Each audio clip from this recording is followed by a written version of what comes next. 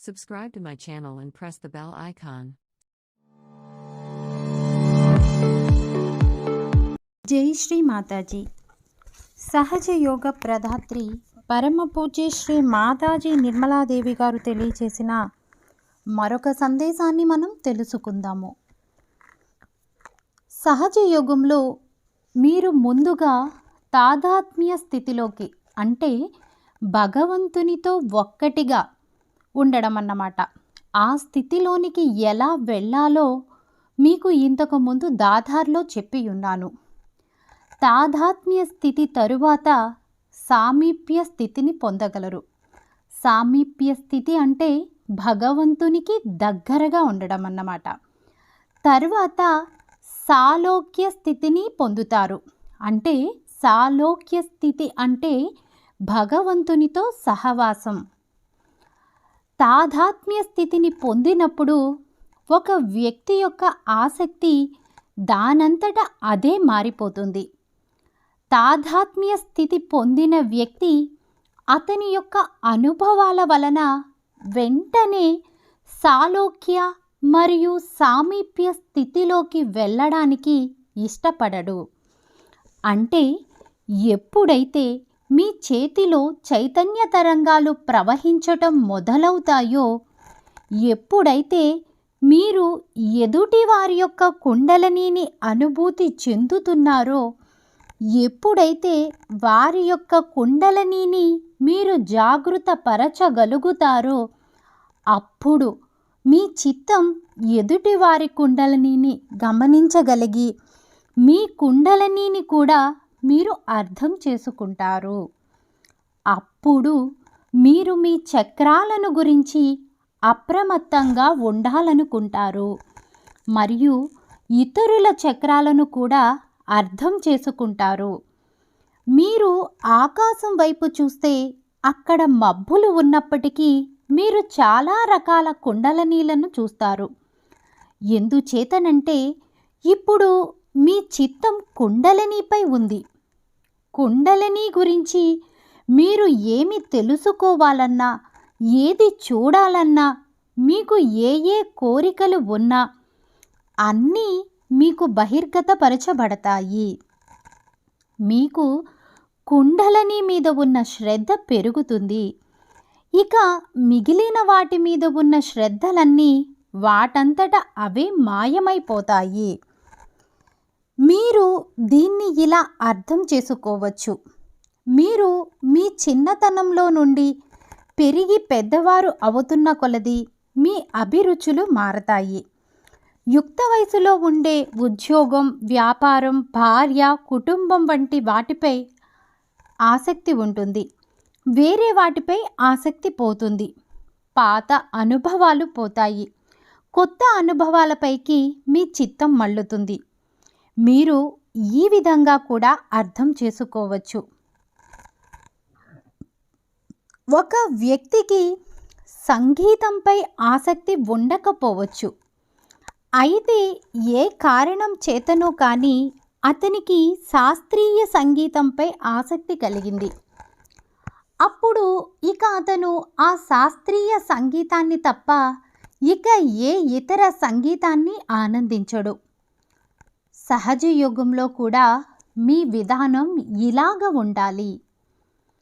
మీరు ఇంతవరకు క్రమంగాను ఉద్దేశపూర్వకంగా పొందిన అలవాట్లు మరియు ఆసక్తి మీలో లోతుగా పాతుకుపోయి ఉంటాయి. అయితే సహజ యోగం మీలో పూర్తి పరివర్తనను తీసుకుని వస్తుంది. మీరు సరికొత్త అవగాహన స్థితిని పొందుతారు. ఇప్పుడు మీరు చైతన్య తరంగాలను మరియు ఇతరుల యొక్క కుండలినిని కూడా అనుభూతి చెందగలరు. మీరు చాలామందికి ఆత్మ సాక్షాత్కారం ఇవ్వగలరు. మీరు వేల మందికి నయం చేయగలిగారు. మీరు ఒక కొత్త శక్తిలోకి ప్రవేశించారు. దాని ద్వారా మీరు పోషింపబడతారు. అయితే ఇదంతా చేయడంలో ఒకే ఒక లోపం ఉంది. అదేమిటంటే మీరు దీని గురించి ఎటువంటి ప్రయత్నం చేయకుండా అంతా దానంతట అదే జరిగిపోయింది. ఈ కారణం వలనేమో సహజ యోగంలో చాలామంది చైతన్య తరంగాలు పొందినప్పటికీ, ఉన్నత స్థితికి ఎదిగినప్పటికీ వారి యొక్క చిత్తం పరమాత్మ, ఆత్మ లేదా కుండలనీపై స్థిరపడకుండా మళ్ళీ మళ్ళీ తప్పుడు విషయాల వైపు మళ్ళుతుంది. మీరు ఇంతకు ముందు అడిగారు, ఆత్మ సాక్షాత్కారం పొందిన తరువాత ఏమి చేయాలి అని. ఆత్మ సాక్షాత్కారం పొందాక మీరు ఇవ్వాలి. మీరు ఆత్మ సాక్షాత్కారం పొందిన తరువాత ఇవ్వడం అనేది చాలా అవసరం.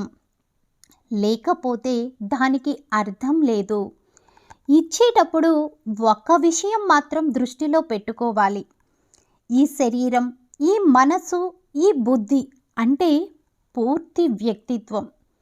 ఇలాంటివి ఏవైతే మీరు ఉపయోగించడం ద్వారా దేనికి సాటి లేని దాన్ని అంటే ఆత్మ సాక్షాత్కారం ఇస్తున్నారో అవన్నీ కూడా చాలా అందంగా ఉండాలి. మీ శరీరం పరిశుభ్రంగా ఉండాలి. దానిలో ఎలాంటి వ్యాధి ఉండకూడదు.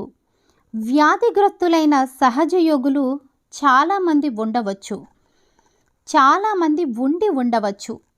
సహజ యోగంలోకి రాకముందు ఆ వ్యాధుల గురించి చింతించడం మరియు ఏదో ఒక విధంగా ఆ వ్యాధి నయం అవుతుందని ఆశించడం జరుగుతుంది. కానీ ఆత్మ సాక్షాత్కారం తీసుకున్న తరువాత వారి చిత్తం ఆ అనారోగ్యం మీదకు వెళ్ళదు.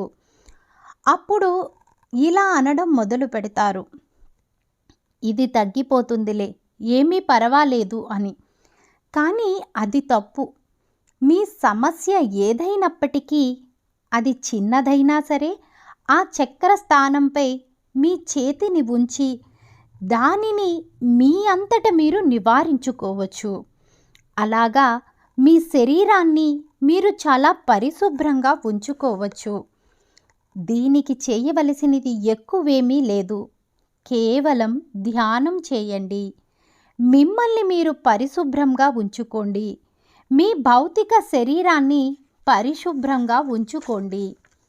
ఏది ఏమైనప్పటికీ మీకు నేను ఒక ముఖ్యమైన విషయం చెప్పాను. ప్రతి ఒక్కరూ ఎలాగైతే ప్రతిరోజు లేచిన వెంటనే బాత్రూంలో వారిని వారు పరిశుభ్రపరుచుకుంటారో, అదేవిధంగా సహజ యోగులు నిద్రకు ఉపక్రమించే ముందు కనీసం 5 నిమిషాల పాటు ఉప్పు నీటి చికిత్స చేసుకోవటం అత్యంత ముఖ్యమైనది. మీరు ఎంత ఉన్నత స్థితి పొందినప్పటికీ, మీ చక్రాలలో ఎటువంటి సమస్యలు లేనప్పటికీ కూడా మీరు మాత్రం తప్పకుండా కనీసం 5 నిమిషాలు ఉప్పు నీటి చికిత్స చేసుకోవాలి. నేను కూడా కొన్నిసార్లు ఉప్పు నీటి చికిత్స చేస్తాను. దాన్ని బట్టి సహజ యోగులు కూడా ఇది అలవాటుగా చేసుకుంటారని. ఇది చాలా మంచి అలవాటు. సహజ యోగులందరూ నా చిత్రపటం ముందు దీపాన్ని వెలిగించి కుంకుమ పెట్టుకుని మీ పాదాలను నీళ్ళల్లో ఉంచి 2 చేతులు నా చిత్రపటం వైపు తెరిచి ఉంచి ఈ విధంగా కూర్చోవాలి. ఈ విధంగా చేస్తే మీకు ఉన్న సమస్యలు సగం వరకు వాటంతట అవే పరిష్కరించబడతాయి. ఏదేమైనప్పటికీ 5 నిమిషాలు కేటాయించడం పెద్ద కష్టమేమీ కాదు. అందరూ కూడా నిద్రపోయే ముందు ఈ విధంగా కూర్చోవాలి. ఇలా చేయడం వల్ల మీ చక్రాలలో ఉండే అవరోధాలు సగానికి పైగా పోతాయి. అలాగే మనము తెల్లవారుజామున కూడా లేవాలి. మన సహజ యోగం పగటి క్రియ, రాత్రి చేసేది కాదు. కాబట్టి ప్రతి ఒక్కరూ రాత్రి త్వరగా పడుకోవాలి. అంటే మిమ్మల్ని నేను 6 గంటలకే పడుకోమనడం లేదు. కానీ 10 గంటలకు అందరూ తప్పక నిద్రపోవాలి. మీరు 10 గంటలు దాటాక మెలకువగా ఉండకూడదు. తెల్లవారుజామునే లేవాలి. ఉదయం లేచిన వెంటనే స్నానం చేసి ధ్యానంలో కూర్చోవాలి. ఉదయాన్నే ప్రతి ఒక్కరూ తప్పక ధ్యానంలో కూర్చోవాలి. మన దేశంలో ఎన్నో ఏళ్ల నుండి మరియు జీవితాంతం ఎలాగైతే ఉదయాన్నే లేచి పళ్ళు తోముకుంటున్నామో అదేవిధంగా సహజయోగులందరూ ఉదయాన్నే లేచి ధ్యానంలో కూర్చోవాలి. ఇది ఒక అలవాటుగా చేసుకోవాలి. కానీ నేను 4 లేక 5 గంటలకు లేవడానికి కష్టపడే వాళ్ళని చాలామందిని చూశాను. దానికి ఒక కారణం ఉంది. నేను మనుషులను చాలా లోతుగా చదివాను. వాళ్ళ గురించి చదవడం చాలా సరదాగా ఉంటుంది. ఒక మనిషి తన నుండి తాను ఎలా పారిపోతాడో, తనకు వ్యతిరేకంగా ఎలా వాదిస్తాడో చూడడానికి చాలా ఆసక్తిగా ఉంటుంది. అతను అతని గురించి ఎలా సంజాయిషీలు ఇస్తాడో మరియు అతనే ఒక వేలాకోళం గల వస్తువుగా తయారు చేసుకుంటాడో చూడడానికి చాలా ఆసక్తికరంగా ఉంటుంది. కొంతమంది నాతో, శ్రీ మాతాజీ, మేము ఉదయాన్నే లేవలేకపోతున్నాము అని అంటారు. నేను మీరు రాత్రి ఎప్పుడు పడుకున్నారు అంటే వారు అర్ధరాత్రి అని చెప్తారు. శ్రీ మాతాజీ, అయినా సరే నేను ఉదయం 4 గంటలకు లేవాలి అని నిర్ధారించుకున్నాను అని అంటారు. అది అసాధ్యం. మీరు తరువాత రోజు త్వరగా లేవాలి అంటే ముందు రోజు ఎలాగైనా సరే త్వరగా పడుకోవాలి. అప్పుడు ఆ రోజు కూడా మీకు త్వరగా నిద్ర వస్తుంది. మీరు మెలకువగా ఉండలేరు. ఇలా మీరు 2 లేక 3 రోజులు చేస్తే మీ శరీరం దానికి అలవాటు పడుతుంది. ఉదయాన్నే లేచినట్లయితే ఆ సమయంలో మీ గ్రహణ శక్తి ఎక్కువగా ఉంటుంది. అంతేకాకుండా ఆ ప్రాతకాల సమయంలో ప్రపంచం చాలా అందంగా ఉంటుంది.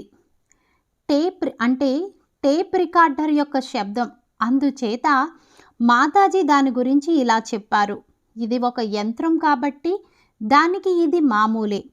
అయితే కొన్నిసార్లు మనుషులు కూడా ఇలాగే ఉంటారు.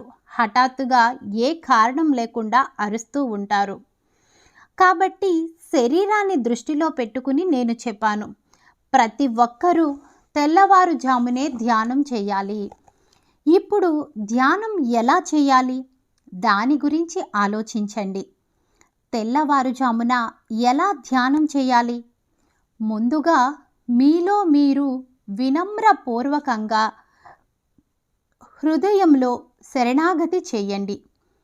ఎవరైనా నేను చాలా సాధించాను అని కానీ లేదా నేను చాలా పెద్ద యోగిని అని అనుకుంటే ఇక ఆ వ్యక్తి పని అయిపోయినట్లే అని తెలుసుకోండి. అతను సహజ యోగం నుండి బయటకు వెళ్ళిపోతాడు. ప్రతి ఒక్కరూ ముందుగా అనుమతి తీసుకుని ప్రశాంతంగా చిత్రపటం ముందు కూర్చుని అరచేతులు తెరిచిపెట్టి ఎంతో వినయంగా హృదయపూర్వకంగా నమస్కరించాలి. ప్రతి ఒక్కరూ మళ్ళీ మళ్ళీ క్షమించమని అడగాలి. ఓ భగవంతుడా, మీకు వ్యతిరేకంగా ఏవైనా తప్పులు చేసి ఉంటే దయచేసి మమ్మల్ని క్షమించి ధ్యాన స్థితిలోనికి తీసుకువెళ్ళండి అని తర్వాత ప్రార్థించాలి. మనకు హాని కలిగించిన వారందరినీ మనం క్షమించాలి. అలాగే ఓ భగవంతుడా, మేమెవరికైనా హాని కలిగించి ఉంటే దయచేసి మమ్మల్ని క్షమించండి అని ప్రార్థించాలి. ఈ సమయంలో మీ హృదయంలో అతి పవిత్రమైన ఆలోచనలను ఉంచుకుని అప్పుడు కళ్ళు మూసుకుని ధ్యానంలోకి వెళ్ళండి. ఇప్పుడు ఎవరూ కూడా ఎన్ని నిమిషాలు అని అడగకూడదు. ఇలాంటి ప్రశ్నలు అడగడం చాలా తప్పు. మీరు చేసే ధ్యానం 5 నిమిషాలు కావచ్చు లేదా 10 నిమిషాలు కావచ్చు. అయినప్పటికీ ఈ 5 నిమిషాలు లేక 10 నిమిషాలు మీ దృష్టిని పూర్తిగా ధ్యానంపై కేంద్రీకరించాలి. పూర్తి వినమ్రతతో నమస్కరించి ధ్యానంలో కూర్చోండి. కానీ ధ్యానానికి ముందు దానిని గురించి చాలా జాగ్రత్తగా అర్థం చేసుకోండి. ధ్యానానికి ముందు మీరు ఎక్కడైతే ధ్యానానికి కూర్చుంటారో ఆ ప్రదేశానికి బంధన్ ఇవ్వండి. మీకు మీరు బంధన్ ఇచ్చుకోండి. మీ శరీరానికి బంధన్ ఇవ్వండి. మీ శరీరానికి 7 సార్లు బంధన్ ఇవ్వండి. ఆ ప్రదేశానికి బంధన్ ఇవ్వండి. నా చిత్రపటానికి బంధన్ ఇవ్వండి. చాలామంది చేసే విధంగా దీనిని యాంత్రికంగా చేయకూడదు. పూర్తి ఏకాగ్రతతో, శ్రద్ధతో, నమ్మకంగా ఒక పూజ చేస్తున్నట్లుగా ప్రతి ఒక్కరూ పూర్తి నిశ్శబ్దతతో బంధం తీసుకోవాలి. పూజలో లాగా జనం ఇది తీసుకురా అది తీసుకురా అనేలా ఉండకూడదు. దాని తరువాత మీ మనస్సుకు బంధనివ్వండి. ఇప్పుడు మనస్సు ఎక్కడ ఉంది? శ్రీ మాతాజీ, మనసు అనేది ఎక్కడ ఉంది అని మీరు నన్ను ఎప్పుడూ అడగలేదు. మనసు ఇక్కడ ఉంది. అది ఇక్కడ నుండి మొదలవుతుంది. దాని అర్థం మీరు విశుద్ధికి, ఆజ్ఞాచక్రానికి బంధన్ ఇవ్వండి. మనసుకు కూడా బంధన్ ఇవ్వండి.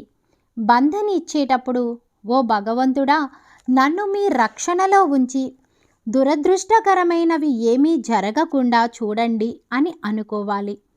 హృదయపూర్వకంగా సంపూర్ణ శరణాగతి చేయాలి. ఆ సమయంలో మీరు సాక్షితత్వ స్థితిలో మరియు బంధ రాహిత్యంతో ఉండాలి. మనము పవిత్రమైన వారము. ప్రతి దాని నుండి బంధరాహిత్యమై అప్పుడు ధ్యానం చేయాలి. ఇలా ప్రతిరోజు ప్రయత్నిస్తే అది ఒక అలవాటుగా ఏర్పడుతుంది.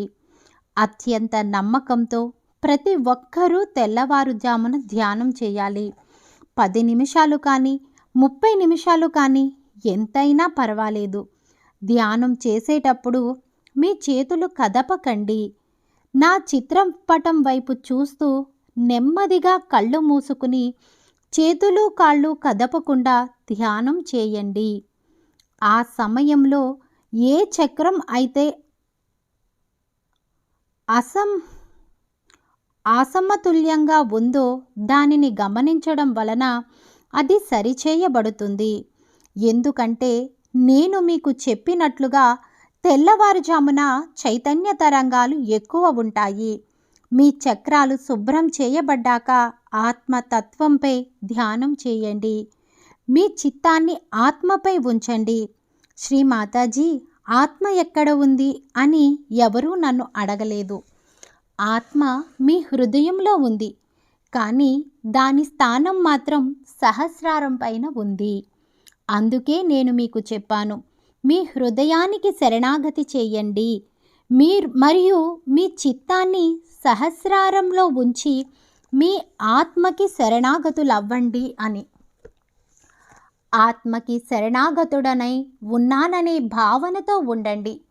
ఆత్మతత్వం యొక్క సారం ఏమిటి? ఆత్మతత్వం అంటే పవిత్రత. ప్రతి ఒక్కరూ పూర్తి నిర్మలమైన పవిత్రత కలిగి ఉండాలి. దాని మీదికి మీ చిత్తాన్ని తీసుకుని వెళ్ళండి. అది పూర్తిగా బంధరాహిత్యమైనది. ఇది దేనికి బంధింపబడి ఉండదు. ఎందుకంటే మీరు కొన్ని విషయాలకి అతుక్కుపోయి ఉండటం వలన మీరు ఆత్మకు దూరంగా ఉంటారు. ఆత్మతత్వం మీద ధ్యానం చేయండి. ఈ ఆత్మతత్వం అనేది ప్రేమ. దాని మీద ధ్యానం చేయండి. ఇది చాలా గొప్ప ఆలోచన. ఆత్మతత్వం అనేది ప్రేమ. ప్రపంచంలో చాలా మతాలు ఆవిర్భవించాయి. కానీ ఎవరూ కూడా ఈ మతాలలో ప్రేమను గురించి వివరించలేకపోయారు. దానివలన వీటిలో చాలా విషయాలు తలక్రిందులుగా మార్చబడ్డాయి. ప్రేమని నిర్వచించలేము. కానీ ఈ ప్రేమ అనేది మన చేతులలో ప్రవహిస్తున్న శక్తి. ప్రజలకి ఈ చేతనే అవగాహన అని తెలుసు. కానీ అదే ప్రేమ అని వారికి తెలియదు. ఈ అవగాహనని వారు విద్యుత్ శక్తి లాంటి మరేదో శక్తిగా అర్థం చేసుకున్నారు. కానీ అది అలాంటిది కాదు. ఆత్మతత్వం అనేది ప్రేమ. ప్రేమ అనే ఒక్క పదం చెప్పడం వలన చాలా బంధాల నుండి మీరు విముక్తులవుతారు. ఏదైతే తప్పో లేక అసత్యమో అది ప్రేమకి వ్యతిరేకం. మీరు ఎవరినైనా తిడుతూ అయినా సరే ఎప్పుడైతే నిజం చెప్తారో అప్పుడు మీరు వారిని ప్రేమిస్తున్నట్లు, మీకు మీరే ప్రేమగా అయ్యారు. అందువలన మీరు ప్రేమతత్వంపై ధ్యానం చేస్తే ఆత్మతత్వంలోనికి వెళ్ళగలరు. ధ్యానం చేసేటప్పుడు ఏ ఒక్క ఆలోచనలోనూ చిక్కుకుని పోకండి. ఇప్పుడు మీరు నేను ప్రేమతత్వాన్ని, నేను ఆత్మతత్వాన్ని, నేను భగవంతుని యొక్క శక్తిని అని చెప్పుకోవచ్చు. ఈ విధంగా 2 లేక 3 సార్లు చెబితే మీరు అనుగ్రహించబడినట్లు తెలుసుకుంటారు. ఎందుకంటే మీరు సత్యం చెబుతున్నారు. మీలో ఎంతో శక్తితో చైతన్య తరంగాలు ప్రవహించడం మొదలవుతుంది. ఇప్పుడు మన నిత్య జీవితంలో మనం చేయవలసినది ఏమిటో తెలుసుకుందాం. మన నిత్య జీవితంలో మీలో ఉన్న శక్తి ప్రేమతత్వం అని తెలుసుకోవాలి. మీరు ఏది చేసినప్పటికీ మీరు దానిని ప్రేమతో చేస్తున్నారా, లేదా మీరు ఒక గొప్ప సహజయోగి అని చూపించడానికి ప్రయత్నం చేస్తున్నారా? నేను ఎవరికైనా ఏదైనా చెప్పినా లేక ఎవరి మీదైనా కోప్పడినా వారు నా గురించి వేరే సహజ యోగులతో వ్యతిరేకంగా మాట్లాడడం నేను గమనించాను.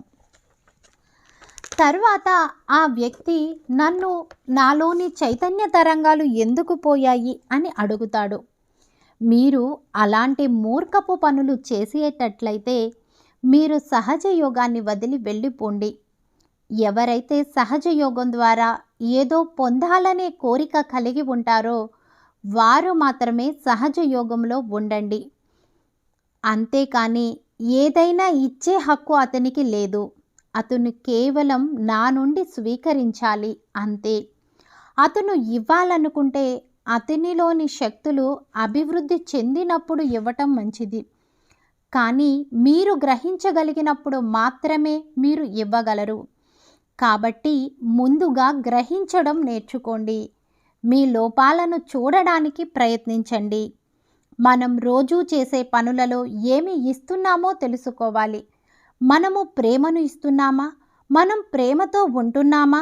మనం అందరితో దెబ్బలాడుతాము, అందరితో వాదిస్తాము, ఎదుటి వారిని బాధ పెడతాము, మరియు మనము సహజ యోగులమని అనుకుంటాము.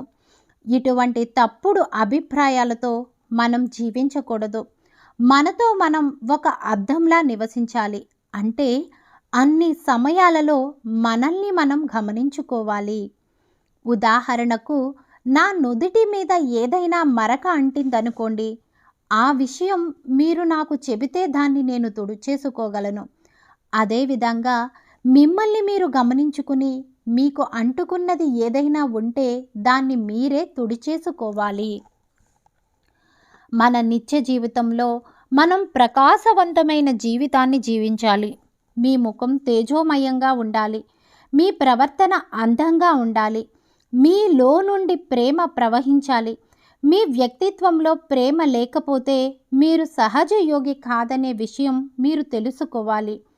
మీరు సహజ యోగులు కావాలనే ఏ కోరిక లేకుండానే, మీ సామర్థ్యాన్ని నిరూపించుకోకుండానే మీరు సహజ యోగి అయిపోయారు. మరియు నేను మిమ్మల్ని సహిస్తున్నాను. అందుచేత ఈరోజు మీరు ఇక్కడ కూర్చుని ఉన్నారు. మిమ్మల్ని మీరు అభివృద్ధి పరుచుకోలేకపోతే నన్ను క్షమించి మీరు సహజ యోగానికి రాకండి. అటువంటి వారు వారంతట వారే కొన్ని రోజులకే సహజ యోగాన్ని వదిలి వెళ్ళిపోతారు. ఎవరిలో అయితే ప్రేమ లోపిస్తుందో, ఎవరైతే తాము చాలా ఎత్తుకి ఎదగాము అని అనుకుంటారో అటువంటి వారు సహజ యోగానికి పనికిరారు. అటువంటి వారు మోసపు గురువుల వద్దకు వెళ్ళాలి. వారితో తన్నించుకుంటూ వారి వద్దనే ఉండండి. ఇక్కడ సహజ యోగంలో మీరు భగవంతుని యొక్క పనిముట్లుగా తయారవ్వాలి. మీరు చాలా వినయంగా ఉండాలి. మీరు అహంకారాన్ని పూర్తిగా వదిలేయాలి. ఆ గురువులందరూ ప్రతి ఒక్కరూ సన్యాసం తీసుకోవాలి అని చెప్తారు. కానీ నేను మాత్రం ముందుగా మీరు మీ అహంకారం నుండి, మీ కోపం నుండి సన్యాసం తీసుకోండి అని చెప్తాను. మీ వంటి మీద సరైన వస్త్రధారణ లేకుండా తిరగడం వల్ల మీరేమీ సన్యసించలేరు. సన్యసించడం అంటే కోపాన్ని, మోహాన్ని, బంధాన్ని, అహంకారాన్ని, అత్యాశను, ఈర్ష్యను మొదలైన వాటిని వదిలిపెట్టడం. సన్యసించడం అంటే కోపాన్ని, మోహాన్ని, బంధాన్ని, అహంకారాన్ని, అత్యాశను, ఈర్ష్యను మొదలైన వాటిని వదిలిపెట్టడం. ఈ షడ్రిపులను అంటే ఈ అరిషడ్ వర్గాలను వదిలివేయటాన్నే సన్యాసం అంటారు. నేను కృత్రిమమైన సన్యాసం గురించి మాట్లాడటం లేదు. ఎదుటి వారితో వ్యవహరించేటప్పుడు మీరు చాలా ప్రశాంతంగా, ప్రేమగా వ్యవహరించాలి. మీ కుటుంబంతో, పిల్లలతో మరియు స్నేహితులతో సహజ యోగం గురించి మాట్లాడాలి. మీ స్నేహితులను, పరిచయస్తులను మార్చుకోండి. సహజ యోగులే మీ నిజమైన బంధువులు. మీరు వారితో మాట్లాడాలి. తాము ఒక కొత్త ప్రపంచంలోకి ప్రవేశించామని, చైతన్య తరంగాల యొక్క కొత్త అవగాహనను పొందామని వారు చెబుతారు. మీరు ఎక్కడికైనా ప్రయాణించేటప్పుడు మన సొంత వస్తువులను ఎలా మోసుకు వెళ్తామో అలాగే తీర్థం అంటే చైతన్యపరిచిన నీరు కూడా తీసుకువెళ్ళాలి. నా పాదాల చెంత చైతన్యం చేసిన నీటిని తీర్థం అంటారు. అలాగే వేరే చైతన్యవంతమైన వస్తువులు అంటే కుంకుమ అలాంటివి తీసుకువెళ్ళాలి. దారిలో ఎవరైనా అనారోగ్యంతో బాధపడుతూ ఉంటే ఆ వ్యక్తికి తాగడానికి ఈ తీర్థం ఇవ్వండి. ఎవరైనా మతం గురించి మాట్లాడితే వారికి శ్రీ మాతాజీ యొక్క చిత్రపటం చూపించి ఆమె గురించి చెప్పి ఆమె ఆత్మ సాక్షాత్కారం ఇవ్వగలరని చెప్పండి. కొందరు ఉంటారు, వారి దారిలో ఎవరిని కలిసినప్పటికీ వారితో సహజయోగం గురించే మాట్లాడతారు. వారు కొంతమందికి కుంకుమతో బొట్టు పెట్టి వారు ఏ అనుభవం పొందారని అడుగుతారు. నా చిత్రపటం చూపించి నా గురించి చెప్పి నా చిత్రపటం ద్వారా వారు ఆత్మ సాక్షాత్కారం పొందగలరు అని చెప్తారు. వారెప్పుడూ సహజ యోగం గురించే మాట్లాడతారు మరియు వారు సహజ యోగాన్ని ఎలా విశదపరచాలి అని ఆలోచిస్తారు. ఇలా చేయడం వలన మీరు ఎంత లోతుల్లోకి వెళ్ళగలిగారు అనేది మీరే తెలుసుకుంటారు. ఇంకా కొంతమంది ఉంటారు, వారు ఒక గుడికి వచ్చి వెళ్ళినట్లుగా సహజ యోగంలోనికి వచ్చి వెళ్ళిపోతూ ఉంటారు. దాని వలన వారికి ప్రతికూలమైన ఫలితాలు కలుగుతాయి. ఇక్కడ కూర్చున్న వీరిని చూడండి. వారు అంతకు పూర్వం చాలా అనారోగ్యంతో ఉండేవారు. కానీ వారు ఆత్మ సాక్షాత్కారం పొందిన తరువాత ఎప్పుడూ అనారోగ్యం పాలు అవ్వలేదు. ఆత్మ సాక్షాత్కారం పొందిన తరువాత వైద్యుని వద్దకు వెళ్ళలేదు. ఎప్పుడూ మందులు వాడలేదు. అలాగే ఇంతకు మునుపు ఎప్పుడూ డాక్టర్ల చుట్టూ, హాస్పిటళ్ల చుట్టూ తిరిగిన కొంతమంది వృద్ధులు కూడా ఉన్నారు. సహజ యోగంలోకి వచ్చిన తరువాత వారికి ఆ అవసరం రాలేదు. ఇలా చాలా ఉదాహరణలు ఉన్నాయి. అంతేకాదు వారు చాలామందికి సహాయపడ్డారు. ఎందుచేతనంటే ఇతరుల ఆరోగ్యం కొరకే ఒక సహజ యోగి చేయవలసినదంతా చేయటం వలన వీరు కూడా నయం కాబడ్డారు. మీరందరూ ఒకరితో ఒకరు కలుసుకుంటూ ఉండాలి. మీలో మీరే అందరూ డాక్టర్లు మరియు పేషెంట్లు కూడా. ఎలాగైతే డాక్టర్లు ఒకరి నుండి ఒకరు ఫీజు తీసుకోరో అదేవిధంగా మీరు ఒకరికొకరు సహాయం చేసుకున్నప్పుడు ఫీజు తీసుకోకూడదు. ఒకరికొకరు నయం చేసుకుంటూ మీలో మీరు చర్చించుకోవటానికి ఏమీ వెనకాడకూడదు. ఎవరైనా మీకు మీ సహస్రారంలో అవరోధం ఉంది అని చెబితే అది మీరు సిగ్గుపడవలసిన విషయం. ఎందుచేతనంటే సహస్రారం పట్టుకుంది అంటే మీరు నాకు వ్యతిరేకంగా ఉన్నారని అర్థం. అప్పుడు మీరు దానిని సరిచేయమని ఎదుటి వారిని అడగాలి. మీరు దానిలో ఎలా చిక్కుకున్నారో తెలుసుకోవటానికి ప్రయత్నించాలి. సహజ యోగాన్ని విమర్శించే వారితో మీకేమీ పని లేదు. మీరు అలా చేస్తే మీ సహస్రారం చిక్కుకోబడుతుంది.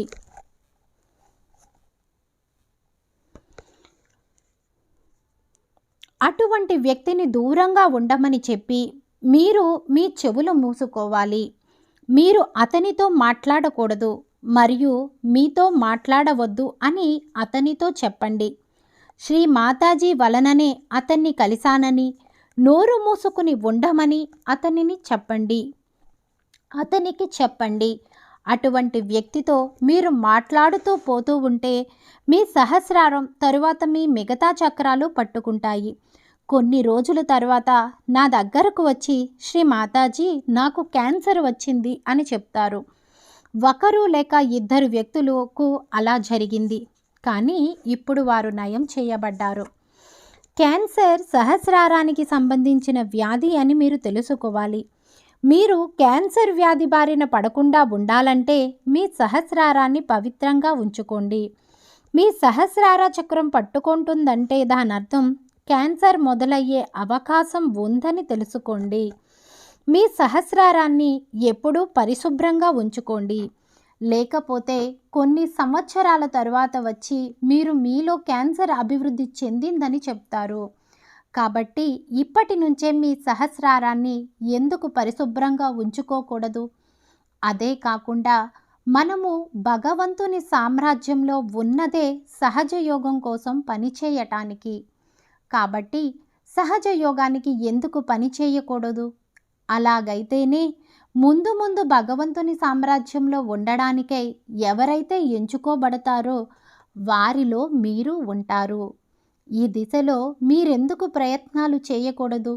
మనము స్నేహితులను కలవడానికి, బంధువులతో కలిసి భోజనాలు చేయడానికి, ఎదుటి వారిని విమర్శించడానికి మన సమయాన్ని వృధా చేస్తున్నాం. వీటన్నింటినీ వదిలేసి మీ మార్గాలను అభివృద్ధి పరుచుకోండి. మనం గడిపే జీవితం ఎలా ఉండాలంటే అది సహజ యోగం కోసమే అన్నట్లుగా ఉండాలి. ఈ విధంగా ఆలోచిద్దాం. ఎవరూ కూడా తన జీవితంలో ఇక కొద్ది సంవత్సరాలే మిగిలి ఉన్నాయి కాబట్టి ఇప్పుడు దానిని సాధించడం కష్టం అని భావించకూడదు. మీరు మరణించరు. ఒకవేళ మరణించినా కూడా తిరిగి జన్మించి మళ్ళీ దీనిని కొనసాగిస్తారు. కాబట్టి ఈ కాలచక్రం నుండి బయటకు వచ్చి 1 సంవత్సరం పాటు లేదా మీకు కోరిక ఉండాలే కానీ దానిని కేవలం 1 వారంలో చేయవచ్చు. మీ జీవితకాలంలో ఒక్కసారైనా ఏదో ఒక ప్రత్యేకమైన దానిని చేయాలని మీరు నిర్ణయించుకోవాలంతే. దాని వలన మీరు సహజ యోగంతో అపరిమితమైన ప్రయోజనాన్ని పొందుతారు. మీరు పూర్తిగా శరణాగతులు అవ్వాలి. నా పాదాలను తాకనవసరం లేదు, కానీ మీ హృదయంలో నాకు శరణాగతులు అవ్వాలి. కొందరు నా పాదాలను తాకుతారు, కానీ హృదయంలో శరణాగతులు అవ్వరు. ఆ శరణాగతి అనేది పూర్తిగా మీ లోపలి నుండి రావాలి.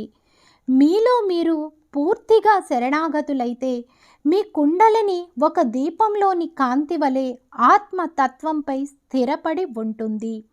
కానీ దానికి ప్రతి ఒక్కరూ శరణాగతులై ఉండాలి. ఈ శరణాగత స్థితిలో ప్రతి ఒక్కరూ ఆనందాన్ని, అనుగ్రహాన్ని మరియు భగవంతుని సాక్షాత్కారాన్ని అనుభవిస్తారు. సహజ యోగం అనేది దేనితోనూ పోల్చలేని ఏకైక అద్భుతమైన విషయం. దయచేసి దీనిని అర్థం చేసుకుని కట్టుబడి ఉండండి. మీరు దానితో ఎంత ఎక్కువగా గుర్తింపబడి ఉంటారో మీ ఆత్మతత్వం అంత ఎక్కువ ప్రకాశిస్తుంది. మీకు మీరే ఒక కాంతిగా ఏర్పడడం తప్ప మరేదీ ముఖ్యం కాదు.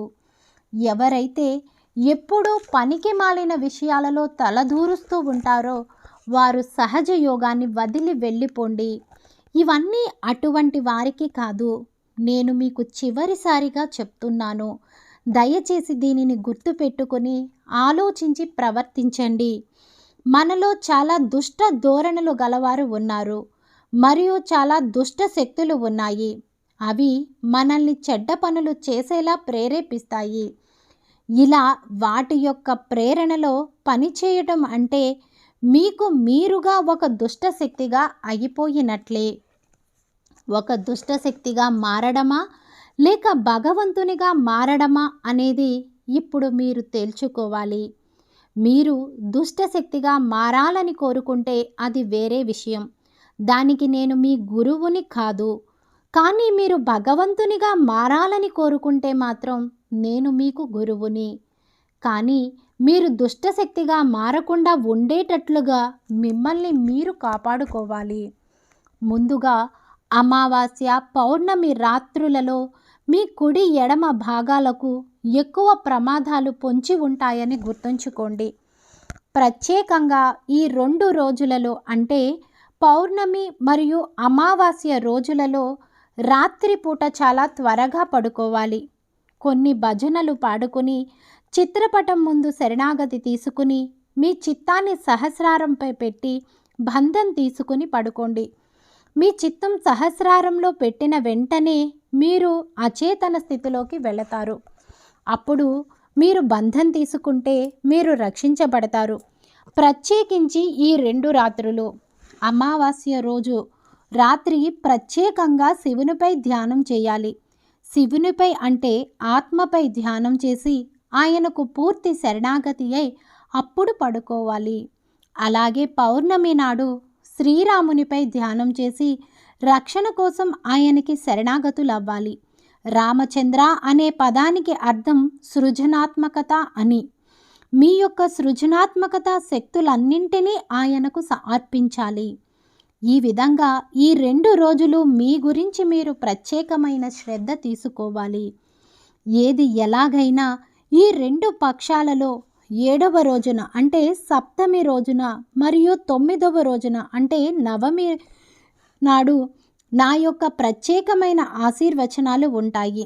ఈ 2 రోజులలో నా చేత ప్రత్యేకంగా ఆశీర్వదించబడతారని గుర్తుపెట్టుకోండి. ఆ రోజుల్లో సరైన ధ్యానం చేయడానికి ప్రత్యేకమైన ఏర్పాట్లు చేసుకోండి. నా పాదాలతో పవిత్రమై ఉన్న ప్రదేశాలలో మాత్రమే మీరు సామూహిక ధ్యానం చేయాలి. సహజ యోగులు కాని వారిని ఎవరిని అయినా మీ ఇంటికి ఆహ్వానించి మీరు చేయకూడదు. సహజ యోగులు కాని వారిని ఎవరిని అయినా మీ ఇంటికి ఆహ్వానించి మీరు సామూహిక ధ్యానం చేయకూడదు. సహజ యోగులు కానీ మీ బంధువులతో కూడా మీరు సామూహిక ధ్యానం చేయకూడదు. నేను ఎక్కడైతే ఉంటానో అంటే ఎక్కడైతే నా చిత్రపటం ఉంటుందో అక్కడే మీరు సామూహిక ధ్యానం చేయాలి. ఎక్కడైతే నా చిత్రపటం లేదో అక్కడ అటువంటి ప్రదేశంలో మీరు సహజయోగం గురించి ఎక్కువ సమయం మాట్లాడకూడదు. ఎందుకంటే అటువంటి ప్రదేశాలలో మీ ద్వారా భూతాలు మాట్లాడటం మొదలు పెడతాయి మరియు మీలో మీరు దెబ్బలాడుకోవటం మొదలు పెడతారు. నేను ఇలా ఎందుకు చెప్తున్నాను అంటే ఇప్పటికీ కూడా మీరు భూతాల వారి నుండి బయటపడలేదు. అవి మీలోకి ఎప్పుడు వస్తాయో మరియు ఎప్పుడు మిమ్మల్ని అదుపులోకి తీసుకుంటాయో మీరు తెలుసుకోలేరు. ఈ విధంగా మిమ్మల్ని మీరు రక్షించుకోవాలి. మీరు ఇంటి నుండి ఎప్పుడు బయటికి వెళ్ళినా మీకు మీరు బంధన ఇచ్చుకోండి. ఎల్లప్పుడూ బంధంలో ఉండండి. మీరు ఎవరికైనా ఆజ్ఞాచక్రం చిక్కుకోబడి ఉండటం చూస్తే అతనికి బంధన ఇవ్వండి. మీ చిత్తం ద్వారా ఇచ్చినా అది పనిచేస్తుంది. అలాంటి వ్యక్తితో ఎప్పుడూ వాదించవద్దు. అలా చేయడం అవివేకం. ఎవరికైతే ఆజ్ఞ చిక్కుకోబడి ఆవహింపబడి ఉంటాడో అటువంటి వ్యక్తితో మీరు వాదించగలరా? మీరు ఎప్పుడూ అటువంటి వ్యక్తితో వాదించకండి. ఎప్పుడూ కూడా అతను ఏమి చెప్పినా కేవలం అంగీకరించండి. సరే, మీరు చెప్పింది నిజమే అని చెబుతూ ఉండండి. ఎందుచేతనంటే ఎవరైనా ఒక పిచ్చివాడు ఉంటే అతనితో అవును మీరు చెప్పేది నిజమే అని అనాలి. అలాగే విశుద్ధి చక్రం చిక్కుకోబడిన వ్యక్తితో కూడా వాదించకండి. ఇక సహస్రార చక్రం చిక్కుకోబడిన వ్యక్తి దగ్గరకు అస్సలు వెళ్ళవద్దు. అతనితో ఏమీ సంబంధం పెట్టుకోవద్దు. ముందుగా అతని యొక్క సహస్రారాన్ని మెరుగుపరుచుకోవాలని చెప్పండి. మీరు అలా చెప్పడానికి సందేహించకండి. మీ సహస్రారంలో సమస్య ఉంది. దాన్ని సరిచేసుకోండి అని చెప్పడానికి సందేహించకూడదు. సహస్రారాన్ని పరిశుభ్రంగా ఉంచుకోవాలి. ఎవరికైనా సహస్రారంలో అవరోధాలు కలిగితే అతను వెంటనే వేరే సహజయోగి సహాయం తీసుకుని ఎలాగైనా నా సహస్రారాన్ని శుభ్రపరచండి అని అడగాలి.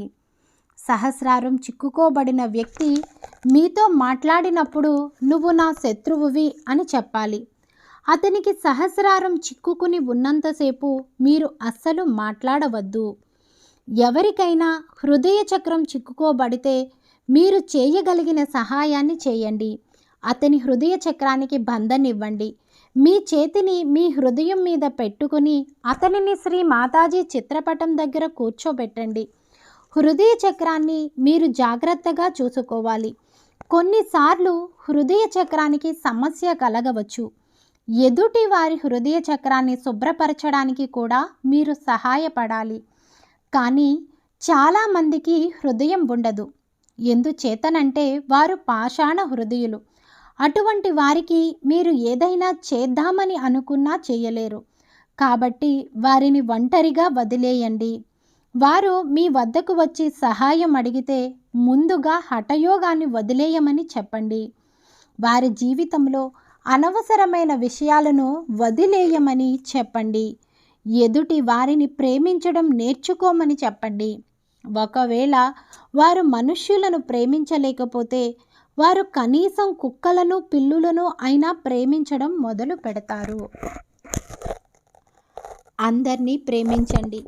పిల్లల్ని ప్రేమించండి. నిజానికి ఎవరు ఎవరితోనూ దూకుడుగా ఉండకూడదు. ఎవరిని బాధ పెట్టకండి. ఎవరు పిల్లల్ని కొట్టకూడదు. ఏ సహజయోగి కూడా వారి చేతులతో వారి పిల్లల్ని కొట్టకూడదు.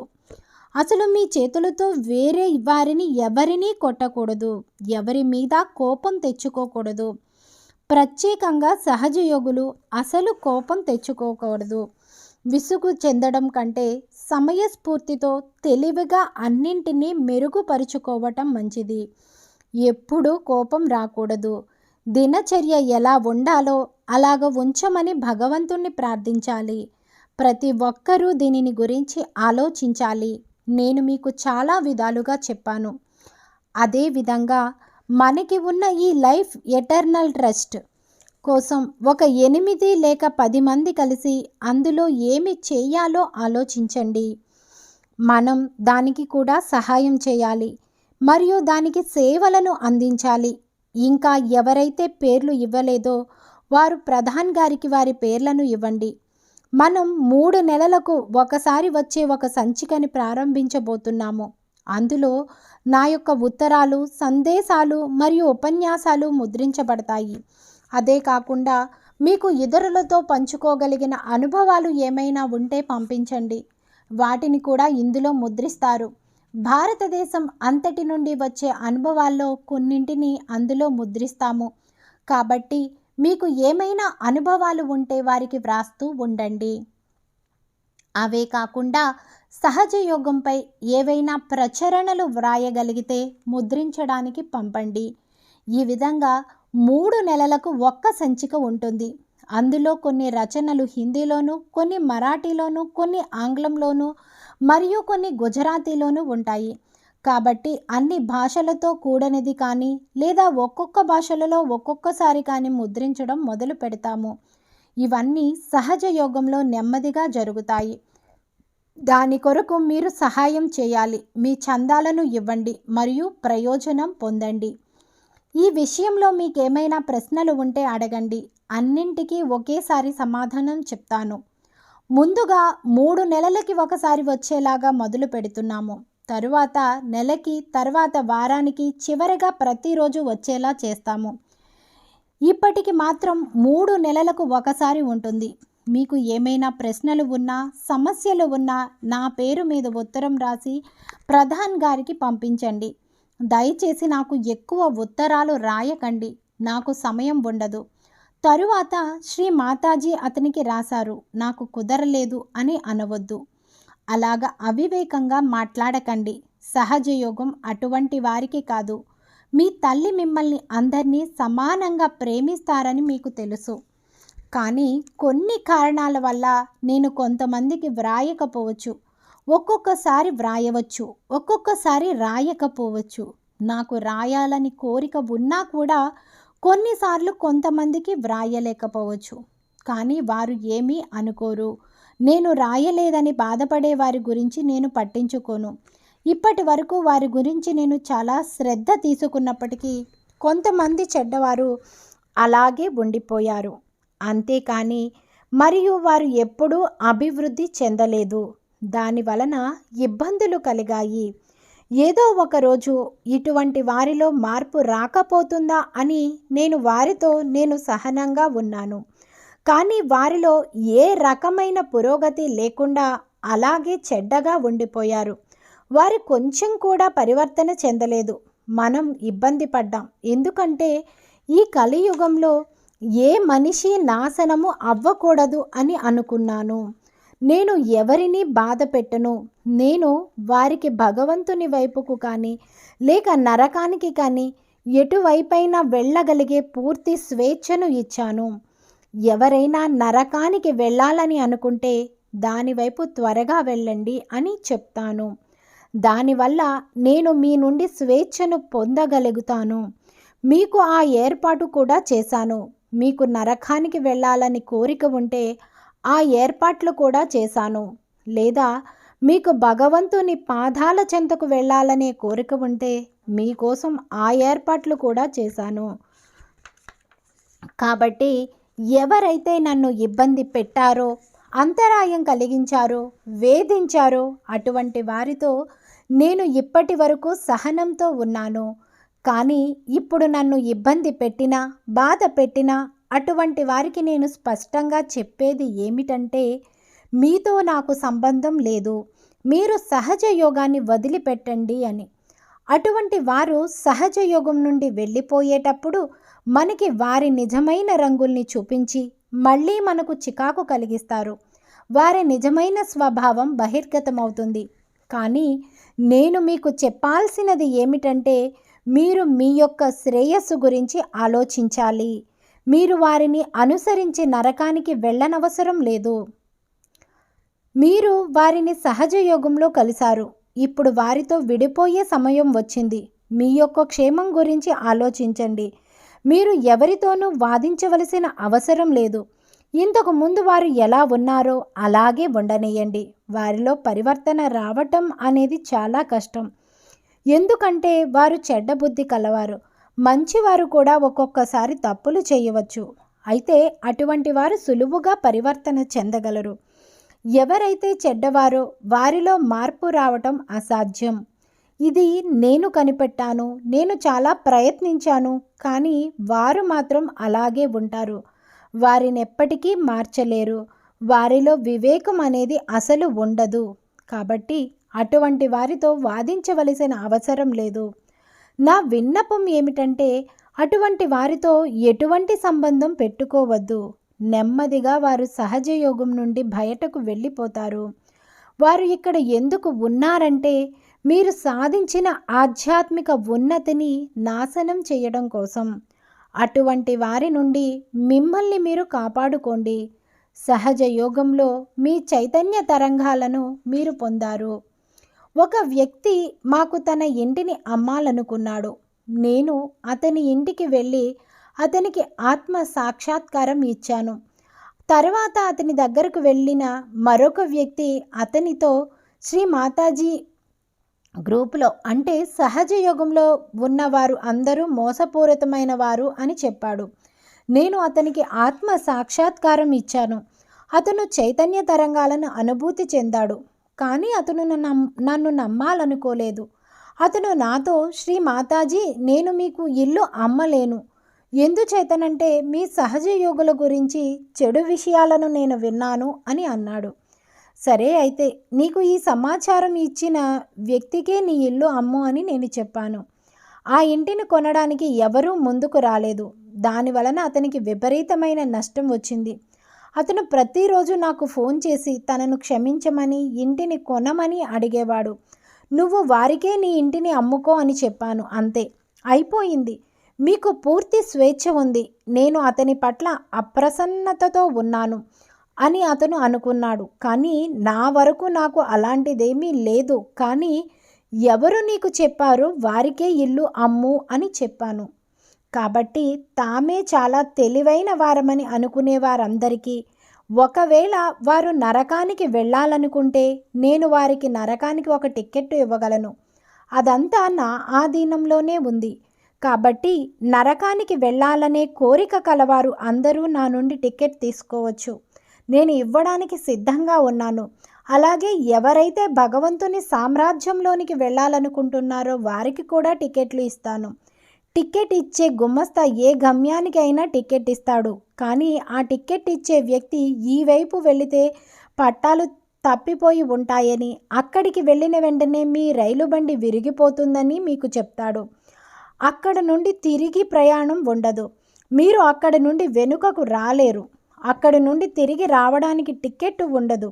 నరకం గురించి మీకు ఎక్కువగా చెప్పనవసరం లేదు. మీకు దాని గురించి బాగా తెలుసు. ఇదంతా మీకు ఎందుకు చెప్తున్నానంటే మీరు మీ యొక్క పరికరాన్ని పరిశుభ్రంగా ఉంచుకుంటారని, మరియు మీరు దృష్టిని ఊర్ధ్వ దిశగా పెట్టి ఉంచుతారని. మీ దృష్టి ఎప్పుడూ పైవైపుకే ఉండాలి, కింది వైపుకి కాదు. మీరు ఎంతో ఎత్తుకు ఎదగాలి. నేను మీ ప్రతి అడుగులో మీతో ఉంటాను. అన్ని ప్రదేశాలలో అన్ని చోట్ల ఉంటారు.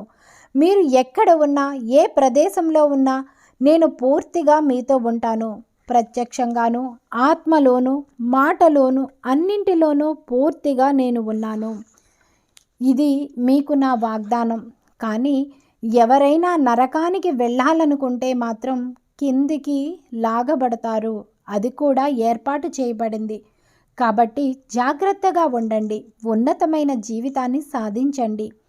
నేను ఇప్పుడు లండన్ వెళ్తున్నాను. నేను తిరిగి వచ్చేటప్పటికి మీలో ప్రతి ఒక్కరూ కనీసం 10 మందికైనా ఆత్మసాక్షాత్కారం ఇచ్చి ఉండడం నేను చూడాలి. ఇతరులను పిలవండి. వారితో సహజయోగం గురించి మాట్లాడండి. సిగ్గుపడకండి. సహజయోగం ఎంత సత్యమైనదో వారికి చెప్పండి. ఇది సత్యం యొక్క మతం. ఇది వాస్తవమైనది. అందరినీ సమూహపరచండి. వారు ఎక్కడ కనిపిస్తే అక్కడ వారితో మాట్లాడండి. మీలో ప్రతి ఒక్కరూ నా చిత్రపటాన్ని తీసుకుని వెళ్ళండి. మరియు ప్రతి ఒక్కరూ కనీసం ఒక 10 ఇళ్లల్లో అయినా నా చిత్రపటం ఉండేటట్లుగా చూడాలి. అలాగా ఒక్కొక్కరు ఒక 10 ఫోటోగ్రాఫ్లు తీసుకోవటం మంచిది. ఎక్కడైతే ఈ ఫోటోగ్రాఫ్లను గౌరవిస్తారో, పూజిస్తారో, సహజయోగాన్ని అంగీకరిస్తారో అటువంటి 10 ఇళ్లల్లో వీటిని ఇవ్వండి. ఈ విధానం ద్వారానే సహజయోగాన్ని ప్రచారం చేయవచ్చు. అంతేకాని వేరే విధాలుగా ఎక్కువ ప్రచారం అవసరం లేదు. ఎందుచేతనంటే దాని వలన చెడ్డవారు కూడా ఆకర్షితులవుతారు మరియు మంచివారు రారు. కాబట్టి అన్ని సమయాలలో సహజ యోగం కోసం పనిచేయటం మంచిది. దాని ద్వారా మీరు ఆధ్యాత్మికంగా అభివృద్ధి చెందుతారు. భగవంతుడు మిమ్మల్ని ఆశీర్వదించుగాక. నా యొక్క పరిపూర్ణమైన ఆశీస్సులు ఎప్పుడూ మీతో ఉంటాయి. నా హృదయం, నా మనస్సు, నా శరీరం ఎప్పుడూ మీ సేవలోనే ఉంటాయి. నేను ఒక్క క్షణం కూడా మీకు దూరంగా ఉండను.